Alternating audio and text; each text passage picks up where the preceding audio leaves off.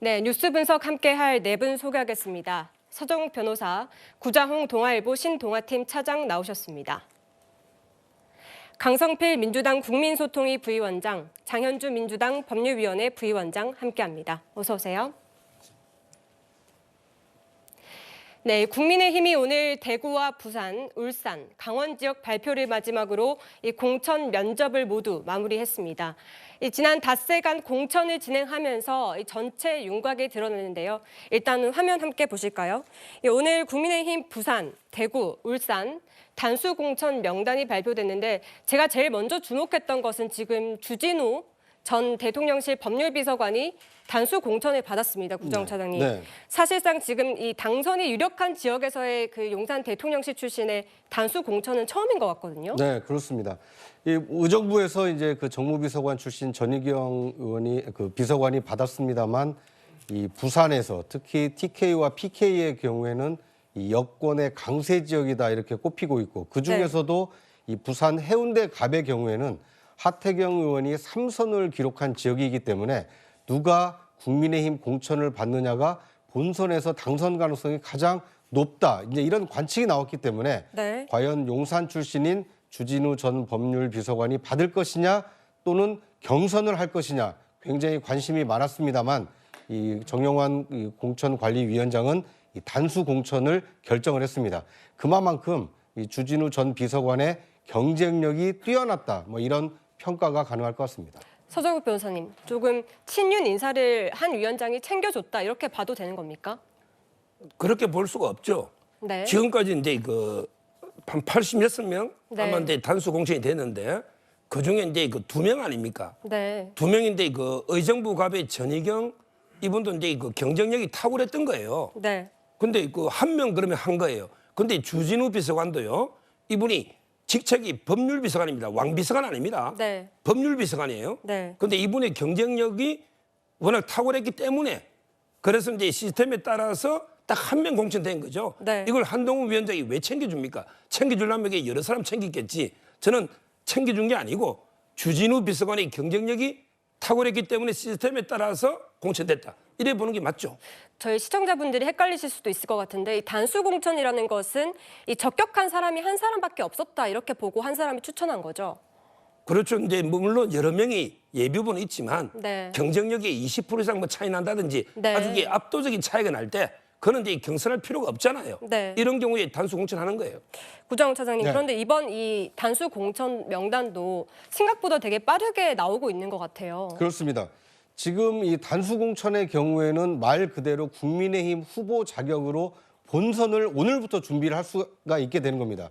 그렇기 때문에 정치 신인들에게는 얼마나 빨리 공천을 확정 짓느냐가 이 지역 주민들을 만나서 자신을 알리고 앞으로 총선을 준비할 수 있는 충분한 시간을 확보하는 것이기 때문에 아무래도 국민의힘의 경우에는 전략적 지역, 이 지역만큼은 반드시 사수해야 되겠다. 이 지역에서 당선 가능성을 높여야겠다. 이런 판단이 단수 지역을 서둘러서 발표한 것으로 생각이 됩니다. 이제 앞으로 경선 지역도 오늘 함께 발표가 됐기 때문에 경선의 경우에는 치열한 내부 공천 경쟁을 거쳐서 경쟁력이 입증된 후보가 본선에 올라가게 되면 본선 경쟁력을 더 높일 수 있다. 이런 전략적 고려가 있는 것이기 때문에 단수의 경우에는 일찌감치 공천을 확정해서 충분히 선거운동 기간을 확보해 준다는 의미가 있다라면 이 경선 지역의 경우에는 치열한 내부 경선을 통해서 이 지역 유권자들에게 어느 후보가 더 경쟁력이 있는지 한번 시험을 해보겠다. 이런 판단이 담겨 있다. 이렇게 해석할 수 있을 것 같습니다. 네, 또 어제는 대전, 세종, 경북, 경남 지역 공천 결과가 발표가 됐었습니다. 함께 보시면요. 지금 단수 공천자가 12명인데 지금 이 경남, 창원, 마산의 윤한홍 의원이 단수 공천을 받았습니다. 대표적인 친윤 인사라고 보이기도 하는 분이죠. 그리고 강민국 의원, 박대출 의원, 이만희 의원 등이 지금 이 단수 공천 명단에 포함이 됐는데 지금 11명이 현직이어서 지금 현역 프리미엄을 준 것 아니냐 이런 거 얘기도 나오거든요. 그건 또 이게 전혀 잘못된 저는 분석이다. 네. 왜냐하면 이제 국민의힘 현역이요. 수도권에 17명밖에 없어요. 네. 17명. 그건 나머지 지역에 주로 영남권에 몰려 있잖아요. 네. 그 숫자 중에서 공천 받은 사람이 11명이다. 이렇게 판단하기 맞지. 네. 그냥 12명 중에 11명이 현역이니까 현역 프리미엄이다. 이 분석은 이게 잘못됐고요. 네. 아마 이제 그 현역이라고 어떠한 이게 기득권도 없다.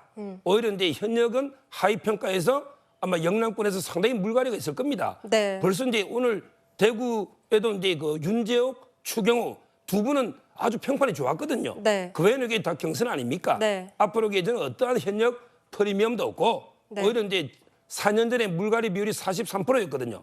그게 버금갈 정도로 물갈이가 되는데 다만 이게 인위적 물갈이가 아니고 시스템에 따라서 공정하게 아마 물갈이 될 것이다. 이래 봅니다. 네, 말씀하신 대로 지금 경북에 굉장히 현역 의원들이 많을 텐데 지금 화면 함께 다시 보시면요. 지금 이만희 의원, 정의용 의원 이 두 분만 경북에서 지금 현역 의원이 단수 공천이 됐거든요. 이 나머지는 그러면 경선으로 치러지게 되는 건가요? 그렇다고 봐야죠. 물론 이제 나중에도 추가로 단수가 일부는 나올 수 있지만 네. 대부분은 이제 경선으로 보고요. 저는 가장 의미 있는 게 그 안동 예천의 김형동 의원입니다. 네. 이분이 한동훈 위원장의 비서실장이에요. 그럼에도 불구하고 이번에 단수 공천이 되지 않은 거군요. 그렇죠. 안동에 5분이 처절하게 경쟁하고 있습니다. 네. 한동훈 위원장이 나의 비서실장까지도 어떠한 특혜가 없다. 이게 의미가 있고요. 그러면 어제 그 발표 중에 우리 사무총장, 네. 사무총장도 이게 경선입니다. 민주당과 비교해 보세요. 민주당이 조정식 사무총장 경쟁자 시영시영 잘라버렸죠, 원전. 네. 그다음에 김병기 부총장 동작에서 구청장 줄 잘라버렸죠. 국민의힘은 그게 없는 거예요. 국민의힘에게 모든 게 경선 원칙대로 간다. 저는 이게 의미 있다 봐요. 구자웅 차장님, 네. 그러면 지금 이번에 단수 공천을 받지 못한 현역 의원들이 경선에 나갈 경우 좀 더 유리하다고 봐야 되나요? 불리하다고 봐야 되나요? 일단 단수 공천을 받지 못한 현역 의원, 특히 TK나 PK 현역 의원의 경우에는 굉장히 불리할 수 있다. 이런 전망이 가능합니다. 네. 왜 그러냐 하면요. 지금 단수 공천 지역으로 이 결정이 된 지역의 경우에는 충분한 사전 여론조사 작업을 통해서 데이터를 확보를 한 겁니다.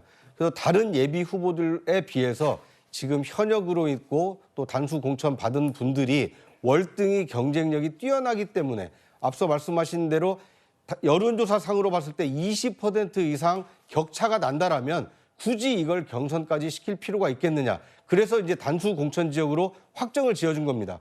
그런데 현역 의원임에도 불구하고 단수로 받지 못하고 특히 경선 지역으로도 아직 발표가 안 됐다는 것은 앞으로 현역 의원들에 대한 평가 결과 하위 20%의 경우에는 페널티가 적용이 됩니다. 자신이 경선에서 받은 지지율의 일정 비율을 감해서 결정을 하기 때문에 현역 의원이 경선에 들어가고 특히 하위 20%에 포함이 될 경우에는 감점 요인이 있기 때문에 현역 의원으로서는 상당히 불안한 경선을 치를 수밖에 없다. 뭐 이렇게 예상해 볼 수 있을 것 같습니다. 네, 그래서 그런지 지금 이 영남 지역의 물갈이에 시동을 걸기 시작했다 이런 해석도 나오거든요. 그렇습니다. 단수 공천으로 발표된 지역 그리고 경선으로 치르겠다라고 발표한 지역 이외의 지역의 경우에는 지금 뭔가 현역 의원이 경쟁력이 의심을 받고 있다. 네. 그렇기 때문에 아마 컷오프를 시키거나 또는 더 그 영향력 있고 당선 가능성이 높은 새 인물을 전략 공천할 가능성이 있기 때문에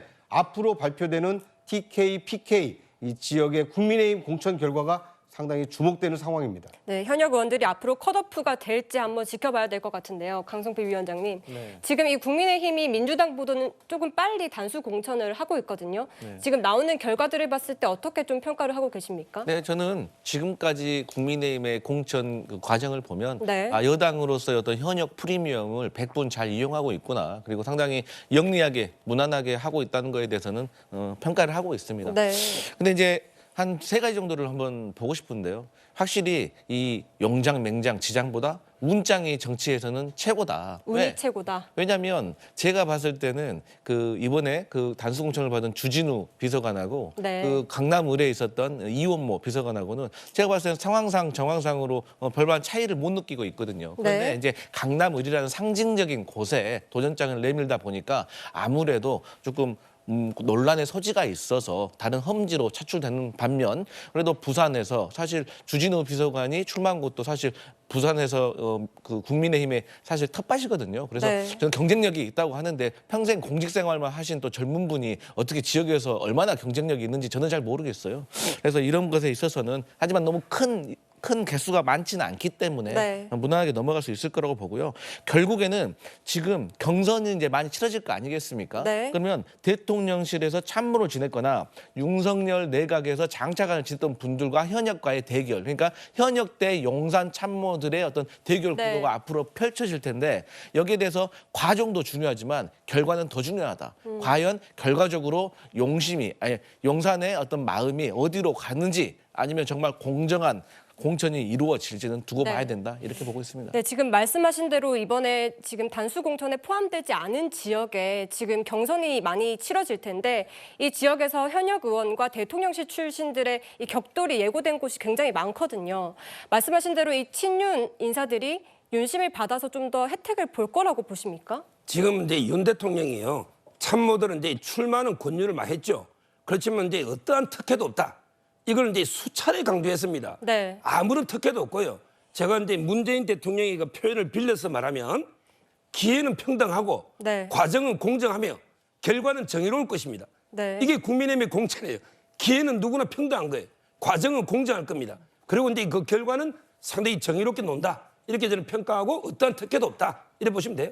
알겠습니다. 네, 부산의 경우에는 주진우 전 법률비서관의 경우에는 해운대 갑에 단수 공천을 받았습니다만 네. 윤석열 대통령의 이 청년 참모 1호인 장해찬 전 청년 최고위원의 경우에는 수성구에서 전복민 현역 의원과 이 경선을 하게 됐습니다. 네. 만약에 윤심이 작용을 하고 윤 대통령과 가까운 사람에게 공천 혜택이 있었다면 대표적으로 단수 공천을 받았어야 되는 사람 중에 한 사람이 네. 장해찬 전 최고위원입니다. 그럼에도 불구하고 지금 국민의힘 공천심사위원회는 이 장 최고위원조차도 이 경선을 하도록 이렇게 결정을 했다는 것은 그만큼 시스템 공천을 중시하고 있다. 이런 평가가 가능할 것 같습니다. 다만 네. 장해찬 전 최고위원의 경우에는 이 정치 신인이고 청년이기 때문에 이 가점을 받을 수가 있는데 반해서 이 전복민 의원의 경우에는 국민의힘을 탈당했다가 지금 복당을 했기 때문에 만약 이 페널티를 받게 된다. 그러면 이 결과는 굉장히 예측하기 어려운 상황이다. 뭐 이렇게 볼 수 있을 것 같습니다. 그러면 이때 아직까지는 이 친윤 특혜는 없다 이렇게 평가할 수 있을 것 같은데 네. 그만큼 한 위원장이 공천을 자신이 지고 가겠다 이런 의지를 드러내고 있다고 해석해도 될까요? 네. 이제 그건 뭐 해석의 문제이긴 한데요. 지금 한동훈 위원장은 심지어 용산 출신이라고 하더라도 눈에 띄는 특혜를 주지 않는다. 공천에 있어서는 누구나 다른 예비 후보들과 마찬가지로 엄격한 공천 기준을 적용하고 있다는 것을 지금 과시한 이 결과다 이렇게 볼 수 있을 것 같고요. 그리고 지금 한동훈 위원장이 공천관리위원회에 어느 정도 영향력을 행사하는지는 아직 확인된 바는 없습니다. 그렇죠. 왜냐하면 공관위라는 제3의 기구를 띄워서 거기에서 공관위원들이 충분히 면접을 하고 그리고 여의도 연구원에서 그 여론조사라든지 각종 데이터를 기반으로 해서 이 시스템 공천을 하고 있기 때문에 특정한 뭐 한동훈 위원장이 비대위원장이라서 누구에게는 공천을 주고 누구는 뭐 경선을 시켜라 이렇게 지시한 바는 없기 때문에 지금 국민의힘의 공천의 경우에는 말 그대로 공관위가 중심이 돼서 시스템 공천을 실시하고 있다. 뭐 이렇게 보는 것이 타당할 것 같습니다. 네, 한 위원장 그리고 또 중진의 희생도 요구를 하고 있는데 이 어제 공천 면접에서는 후보들마다 다양한 질문들이 쏟아졌을 텐데 특히 다선 의원들에게는 험지론과 관련한 질문들이 이어졌습니다. 선거에 이기기 위해서는 현재의 구도가 올바른 길이다. 당내 분열이 있었을 때 선거를 졌고 감자부대일 때는 우리에게 유리하게 전개되었다 하는 점을 항상 유념해 봐야 된다는 그런 취지의 얘기였습니다. 거기 가서 희생할 생각이 없냐 이 질문이 하나 있었고 승리 목적이라면 선거 코앞에 두고 옮기는 것은 너무 늦은 것이 아닌가 생각한다. 네, 지금 이 주호영 의원은 지금 경선이 확정된 상태인 거죠? 네. 그러니까 이게 주호영 의원의 경우에도 지금 다선 중진이기 때문에 아마 험지 차출론 뭐 다른 지역구로 옮기는 거 여러 가지 얘기가 나왔습니다만 오늘 발표된 거에 따르면 주호영 의원은 자신의 지역구에서 다른 후보와 경선을 치르도록 돼 있습니다. 네. 그만큼 그 시스템 공천이 정착이 돼 있다 이렇게 볼 수 있을 것 같습니다. 왜냐하면 주호영 의원이라고 해서 불이익을 주지 않고 경쟁력이 어느 정도 확인이 됐기 때문에 다른 후보와 경선을 통해서 자신의 경쟁력을 입증을 한다라면 본선 진출 가능성이 열려 있는 것이기 때문에 뭐 중진이라고 불이익을 주고 신인이라고 특혜를 준다 이렇게 보기는 좀 어렵지 않나 하는 생각이 듭니다. 네, 김기현 의원도 원래 지역구를 옮긴다는 얘기가 있었는데 일단은 그대로 남기로 한 것 같아요. 지금 이제 그 아마 면접 때 그런 이제 제안이 있었는 걸로 네. 지금 알고 있고요. 본인은 이제 그게 어렵다. 아마 이제 거부한 걸로 알고 있거든요. 네. 근데 저는 여기서 이제 그 선택지는 두 개밖에 없는 것 같아요. 뭐냐면 이제 그 당의 요구에 따른 이제 그 험지로 붙고 험지로 옮기는 거. 두 번째는 이제 그 그냥 안 옮기면 컷오프.